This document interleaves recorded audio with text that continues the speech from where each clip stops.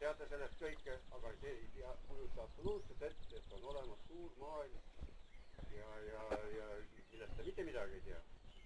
Nüüd te saate 20-aastaseks, te saate oma suurest maailmast teada, aga te saate teada, et on midagi veel, mida te ei tea. Ja niimoodi see ruumala kogu aeg suureneb ja sellega ka te saate aina rohkem teada sellest, mida te ei tea. Nii et võib ka niisugune paradoks olla, et mida targema olete, seda rumalamaks saate. Jah, räägid. Kas te arvate, et maailm on ümar? No, seda kohta mina arvan, et on ka võimalik erinevaid uskumusi teha. Kes arvab, et on ümar, kes arvab, et on elevandil seljad, kes arvab, et on lame. Mina jätan selle teie südametunnistusele, uskuge, mida soovite. Aga ma soovitan kasutada seda teooriat, mis räägib, et ta on selline ümaram natuke. No võib-olla natuke ümaram, jah. Lapik teooria, ta on küll väga palju seda püüdnud rääkida, aga ma arvan, et teil kindlasti teie ajal juba saab kõrgele kosmosesse tõusta ja seda oma silmaga veenda. Me peame praegu uskuma seda, mida näidatakse. Aga nüüd lähme natukene lähemale meie maistele asjadele ja ehk olete kuulnud, et maakera vanust hinnatakse no ütleme 4,5 miljardile aastale. Ja mõõdulint on meil siis praegu selleks, et te graafiliselt kujutaksite ette seda ajajoont. Siin on 4,5 miljardit aastat, iga meeter on 1 miljard aastat. Kas keegi kujutab ette, mitme nulliga on miljard? Miljard on ikka väga... 9, jah? Väga paljude nullidega. 20. Ja neid suuri arve on väga raske hoomata, sellepärast kasutamegi seda mõõdulinti, et aru saada, millal on toimunud. Ja kui maakera tekkis, arvatakse, et mingisugusest gaasi kogunemisest, mis siis tihenes ja tihenemise tulemusena maakera oli tekkimise hetkel täiesti vedel, nii nagu maakera sisemus on vedel, oli ta täiesti vedel, aga juba 100 miljoni aasta pärast, nii väikese aja pärast oli maakeral vesi. Kuidas vesi tekkis maakeral? Pilvedes. Kaks võimalust. Sumas sooga. Kas tekkis siin samas mingite protsesside tulemusele või tuli universumist, komeetide, asteroidide, millega iganes. On kindlaks tehtud, et osa veest, mis meil maakeral on vanemad kui maakera. Ja see tähendabki seda, et osa veest on päris kindlasti tulnud siia kaugest universumist. Nii, vesi juba oli olemas maakeral, see tähendab, et olid ka ookeanid. Ja nüüd läks kõigest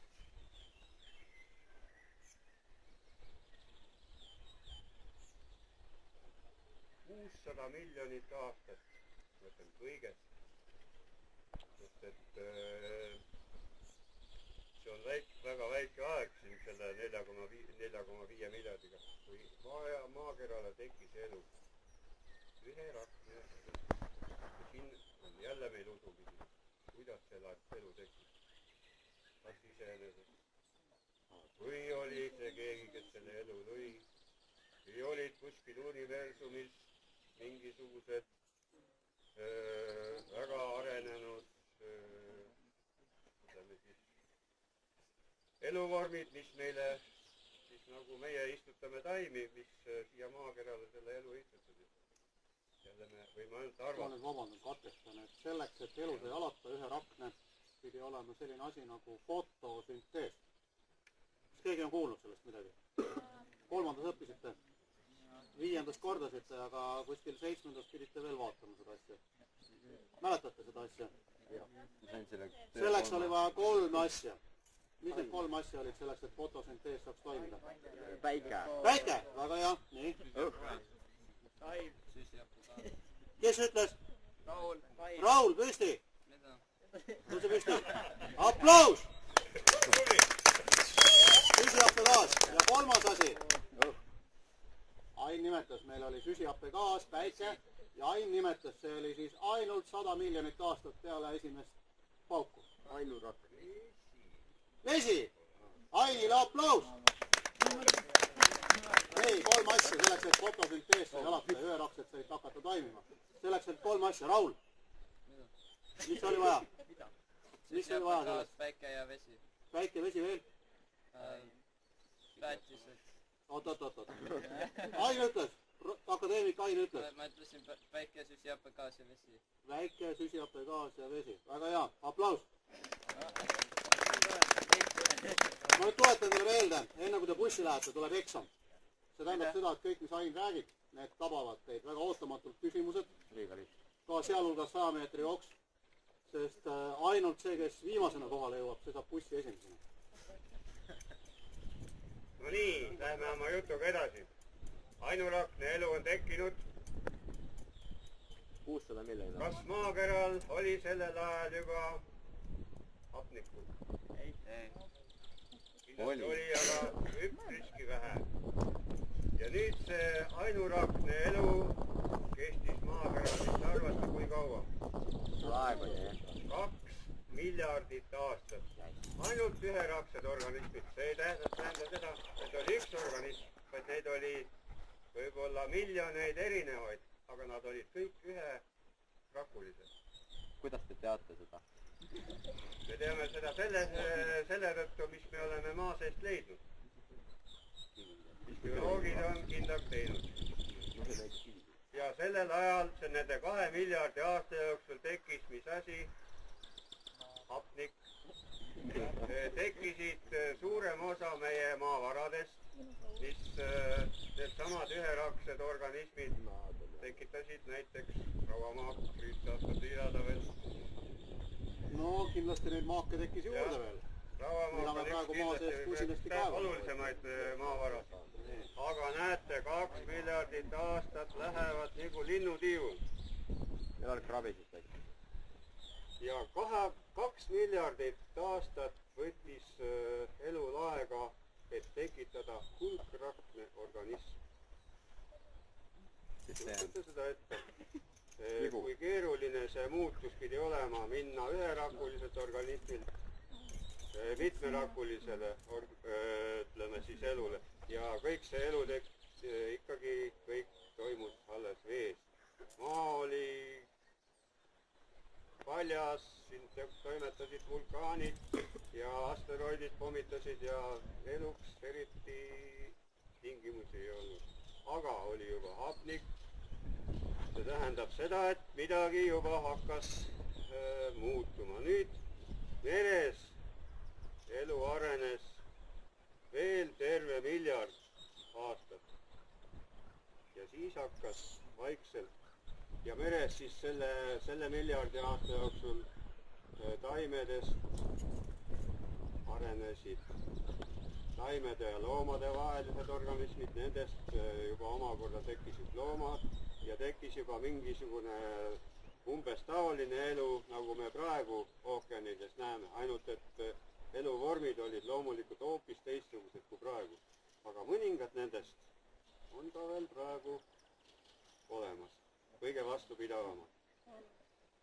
Nüüd vaikselt hakkas siis elu maad vallutama ja kõigepealt läksid maale siis taimed, kinnistasid kanda, aina rohkem, tekkisid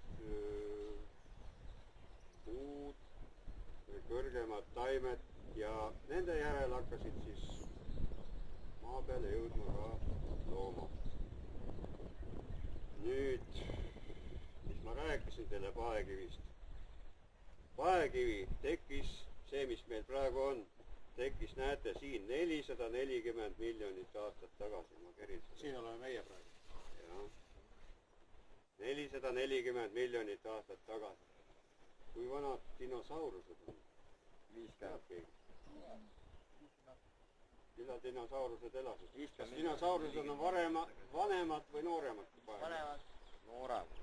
Vanemad või nooremad? Hääletame, kes arvab, et dinosaurused on vanemad kui paekivi?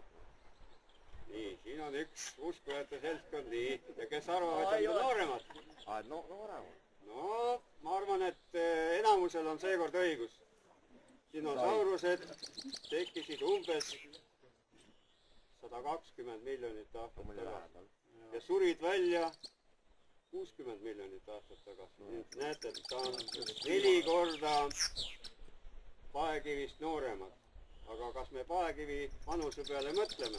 Eriti ei mõtle, aga dinosaurused me teame kõik, kui head ja huvitavad ja võimsad ja tigedad ja kõik, mis neil omadusi saame lugeda, sest et keegi on neile väga kõvasti reklaami teinud. Nüüd, millal inimesed tekkisid? Eile. Mitu miljonit? Paku? Noh, see on nüüd siia-sinna, aga öeldakse, et inimese eellased tekkisid umbes 3 miljonit aastat tagasi. 3 sentimeetrit. 3 millimeetrit. 3 millimeetrit? 3 millimeetrit spliit.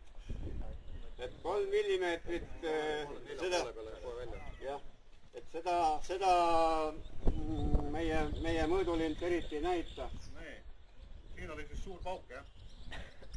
Ain räägib seal millimeetristest praegu, ma olen meetritega juures. Aga see millimeetrin on miljonid aastad. Nüüd räägime meie tänapäevasest tsivilisatsioonist, nagu me sellest ütleme, millal tekkis kiri ja millal me õppisime siis ütleme kaupa vahetama ja millal raha tekkis.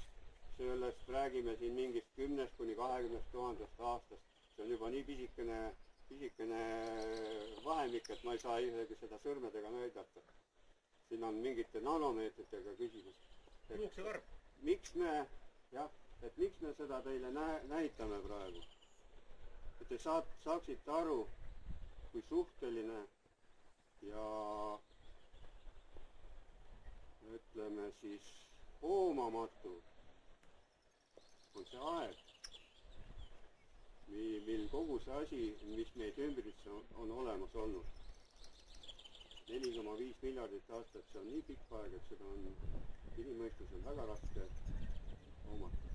Ja nüüd teie mõelge sellele, kui vanad te olete ja kui palju see vanus, kuidas see vanus siia